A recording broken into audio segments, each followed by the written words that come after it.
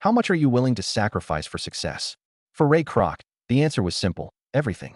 But he didn't sacrifice what was his own. He took what belonged to others.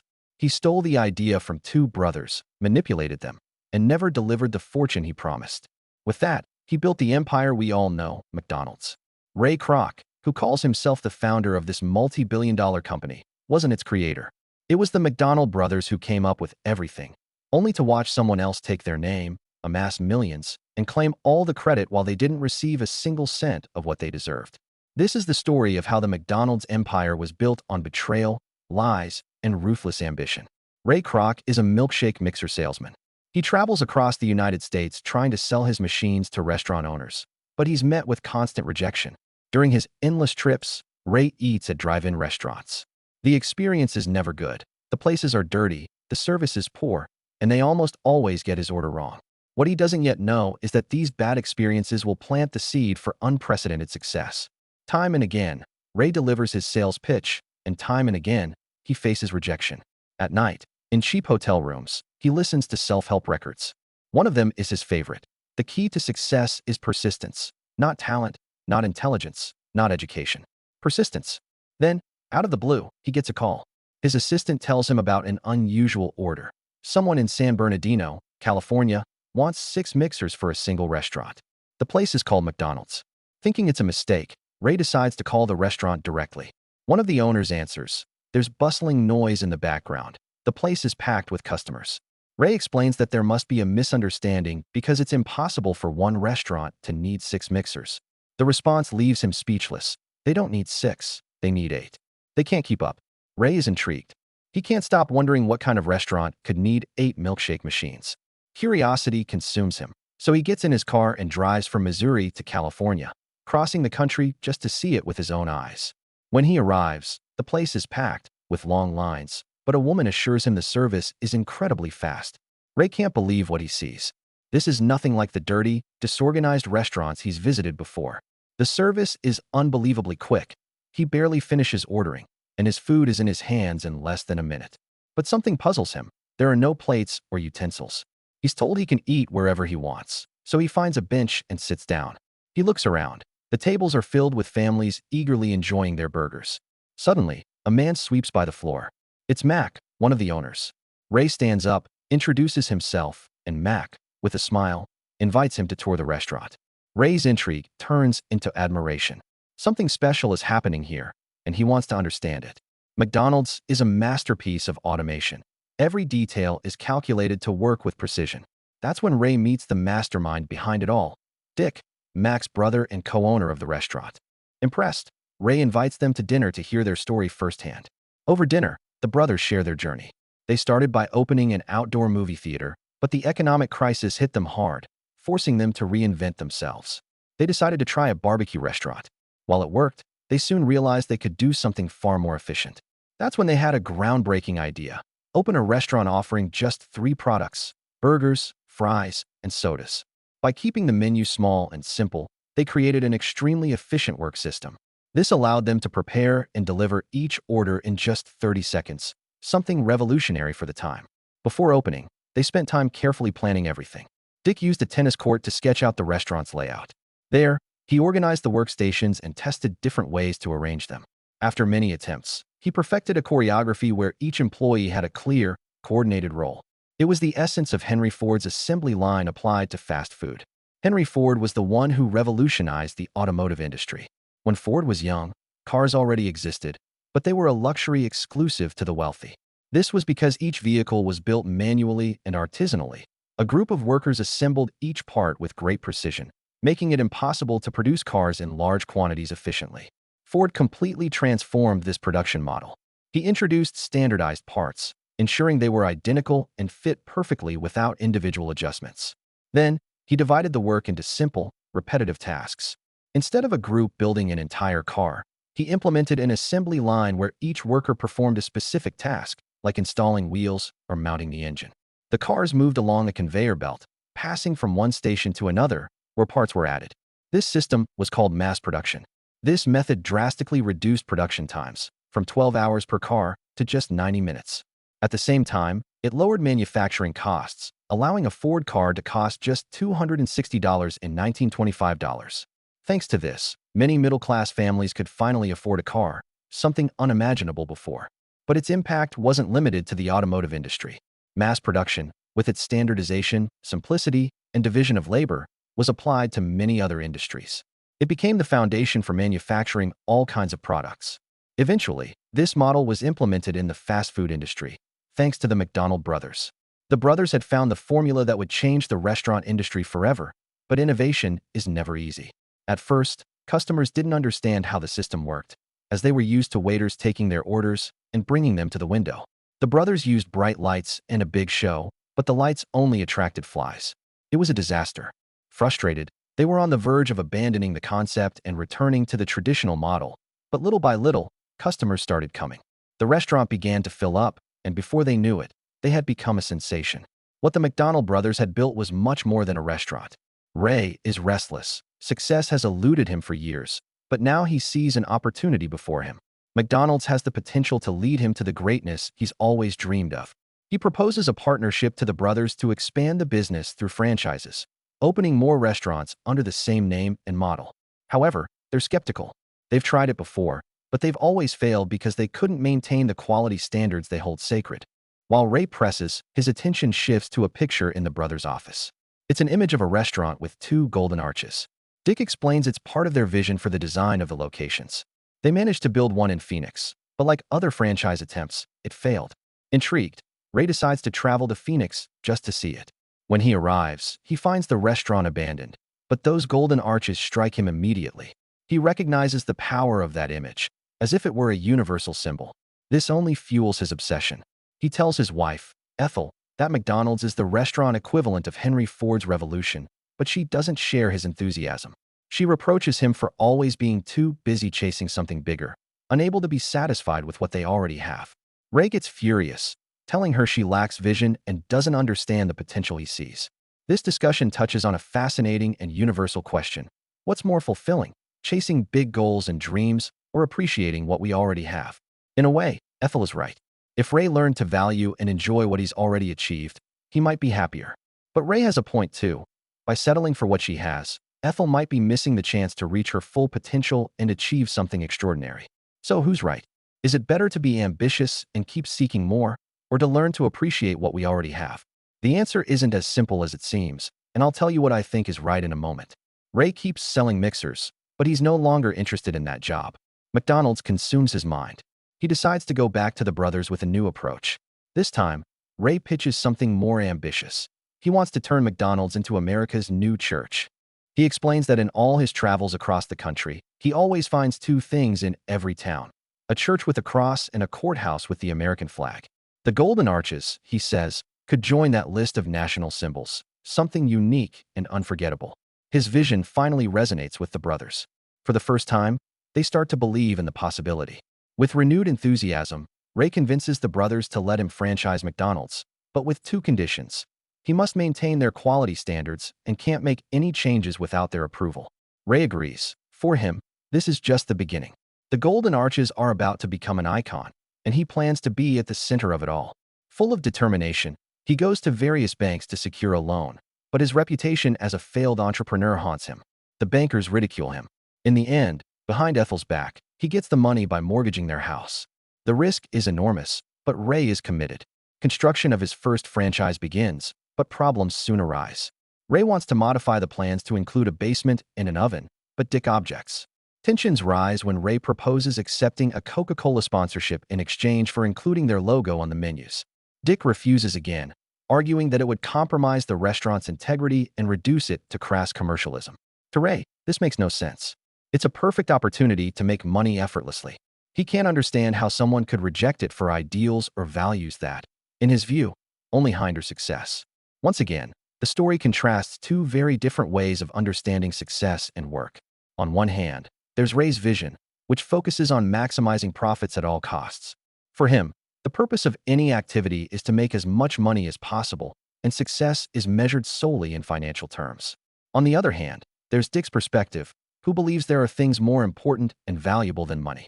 For him, Work isn't just a means to make money, but an opportunity to create something valuable and high quality. From the start, Dick made it clear he wasn't willing to compromise his business's values or product quality, even if it meant slowing expansion. Philosopher and Harvard professor Michael Sandel discusses these ideas in his book, What Money Can't Buy. He argues that not everything should be bought or sold because some things have a special value that money can't measure. According to Sandel, when we try to put a price on everything, we risk damaging things that are important to society, like trust, quality, honesty, and integrity. What do you think? Is Dick naive for rejecting the sponsorship, especially when it's easy money? Or do you believe there are more valuable things that shouldn't be compromised for money? Ray invites Ethel to dinner at the social club. Excited, she thinks they'll finally spend time together. But her enthusiasm fades when she realizes the outing is just an excuse for Ray to convince his wealthy acquaintances to open McDonald's franchises. The brothers start to worry as they see Ray opening many franchises in a short time. They fear he's not upholding their quality standards. Ray visits one of the locations run by his acquaintances and confirms his worst fears.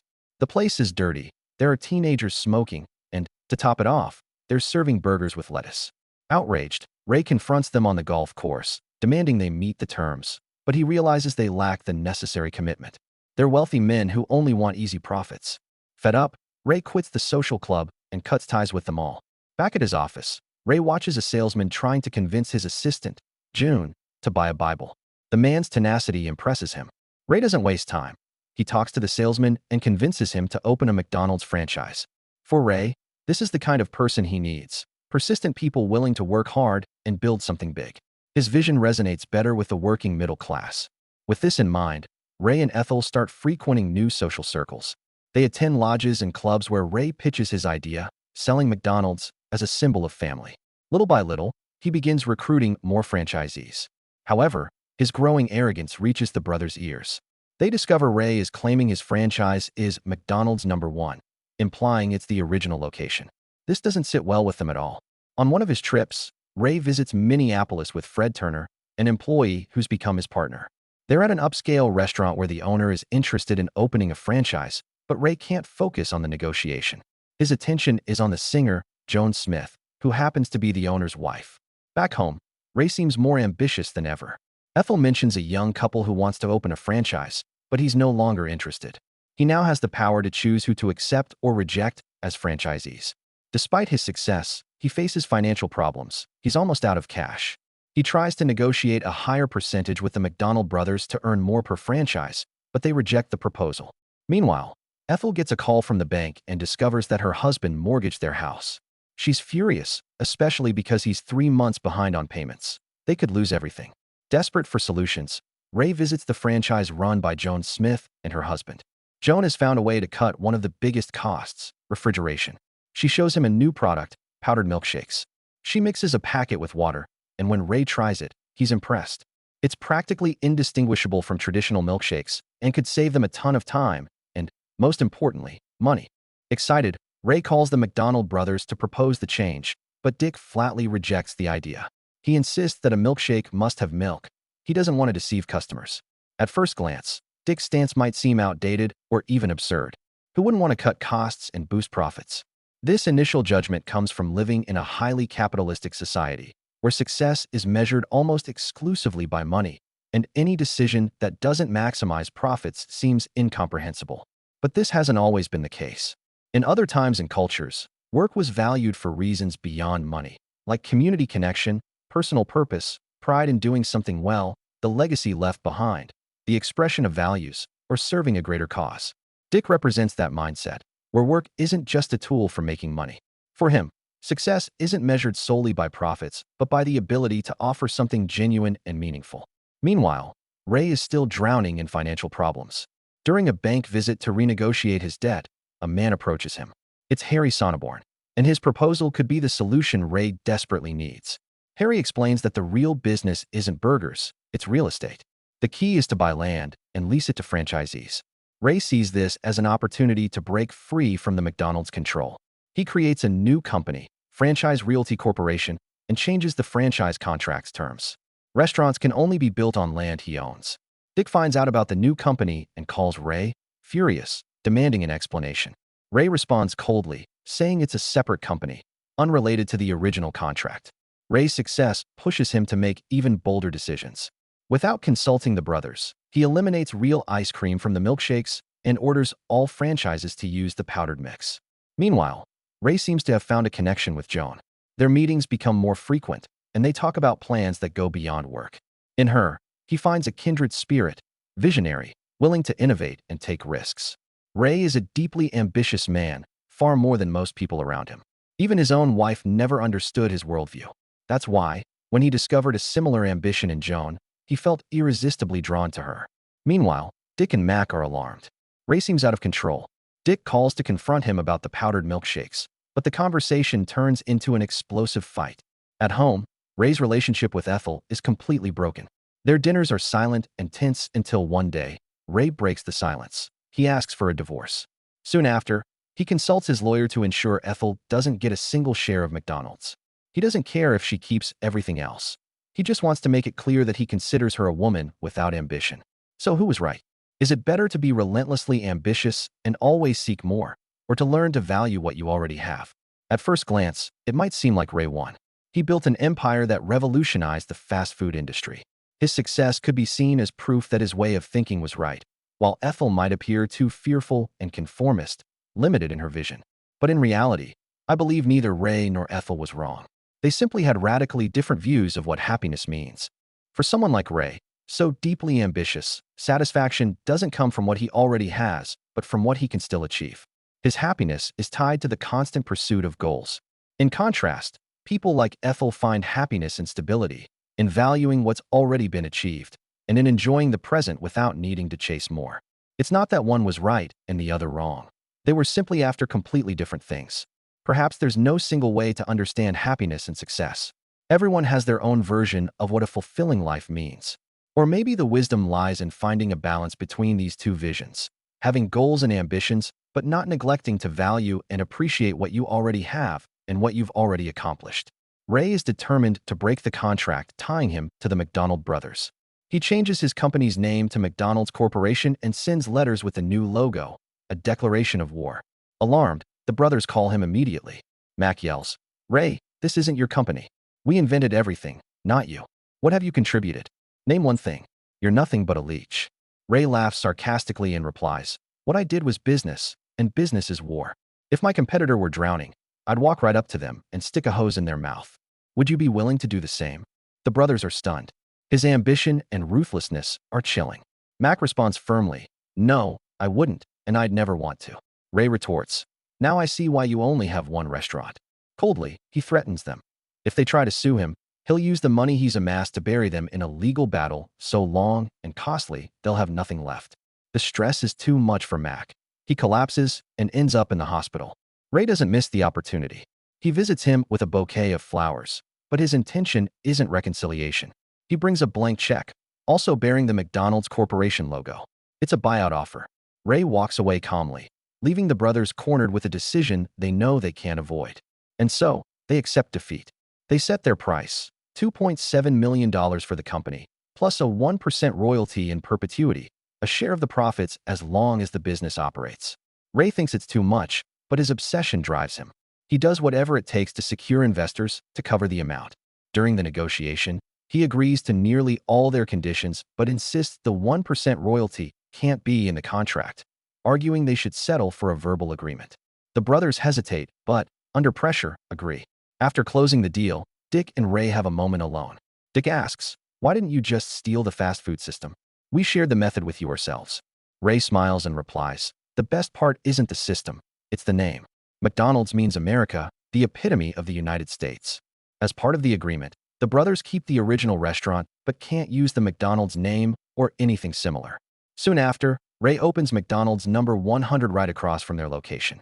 On his business cards, Ray calls himself the founder, rewriting history in his favor. Years later, at the height of his success, Ray prepares an inspirational speech before Governor Ronald Reagan. He rehearses his self-help records words in front of the mirror. The key to success is persistence. Not talent, not intelligence, not education. Persistence. But was persistence really what led Ray to success?